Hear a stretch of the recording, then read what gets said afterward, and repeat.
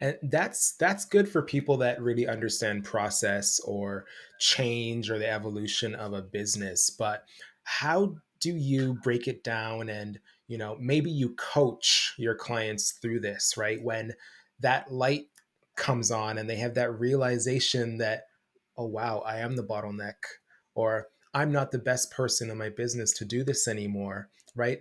With a lot of entrepreneurs or leaders in business, there's an ego that comes with that.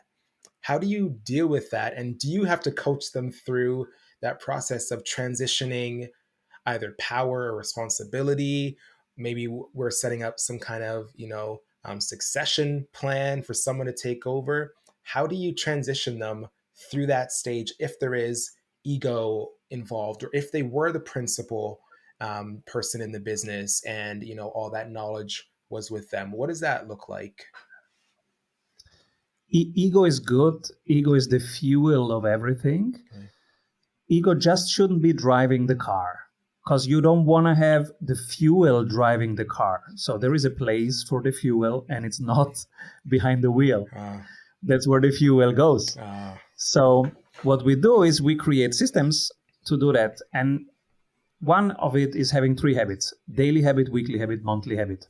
I do it myself. Every coach does it. Everybody in my team does it. And so our clients see that we do it. And by osmosis, they trust the process. And okay, if Simon does it, I'm going to do it. I give it a try. yeah.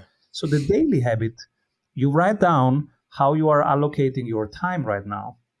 And then it asks you what gives energy, takes energy, and what is moving the whole forward versus just the parts. You do this every day. Mm-hmm. You write down. First, you find stuff. Oh, really? I was watching Netflix 2 hours? Okay, is that the best use of my time? Maybe yes, maybe not. And then the next thing is, does it give me energy or take energy? Mm. And then does it move the whole thing forward? Because if you're the CEO, you better do stuff that moves the whole forward, the whole system forward. Yeah. Like one joint venture with a big cooperation partner moves the whole thing forward. Right. But probably doing a post on LinkedIn does not. Mm. So delegate the parts, systemize, automate, cut, delegate what only moves parts forward becomes a natural thing for them to do. So I don't ask them to delegate. I ask them to tell me how you are allocating your time. And automatically, when stuff pops up, when they see, oh, I'm doing 3 hours of this, I hate this, I hate doing the books. Mm-hmm. Well, can you outsource it? Right.